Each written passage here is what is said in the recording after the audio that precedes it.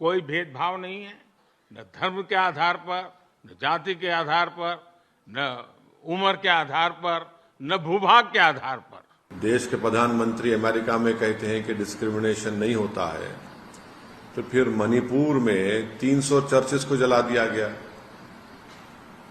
बताइए वो क्या है? डिस्क्रिमिनेशन नहीं तो क्या है?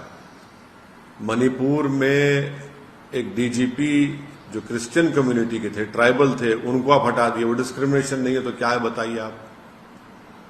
खुला डिस्क्रिमिनेशन है ये। और ऊपर से आप यूनिफॉर्म सिविल कोड की आप बात करते हैं। नहीं इसलिए कि वो जब इंडिया को आए थे तो प्रधानमंत्री ने उनका वेलकम किया था ना। प्रधानमंत्री ने वो मशहूर सूट पहनकर उनको अपने हाथों से चाय पिलाई।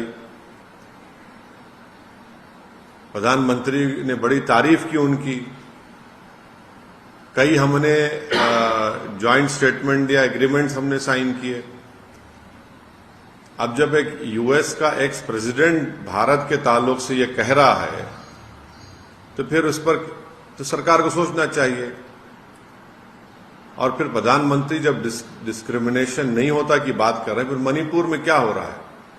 300 चर्चेस को जला दिया गया। जो ट्राइबल लोग क्रिश्चियन कम्युनिटी के हैं वो कम से कम 25-30 हजार डिस्प्लेस हो चुके हैं। अभी तक मणिपुर जल रहा है। अब तो राइट नाउ, ये तो हम अब की बात कर रहे हैं आपको मणिपुर की, तो वो डिस्क्रिमिनेशन की बेहतरीन मिसाल है मणिपुर। मणिपुर में इस सरकार ने उसको उसके हाल पर छोड़ दिया, जलने दिया। आपकी जिम्मेदारी है, सरकार की जिम्मेदारी है, केंद्र सरकार की, मोदी सरकार की जिम्मेदारी थी उसको उस वायलेंस को रोके, वहां के ट्राइबल लोगों को आश्वासन दे कि भाई ऐसा कुछ नहीं होने वाला है आपसे। वहां पर जो क्रिश्चियन कम्युनिटी को टारगेट किया जा रहा है उसको रोके, जो चर्चेस को जलाया जा रहा है उसको रोके। वहां पर रूल ऑफ लॉ ही नहीं है। वहां पर तो हथियार लूट के लोग एक दूसरे को मार रहे हैं, डिस्प्लेसमेंट हो रहा है लोगों का वहां पर।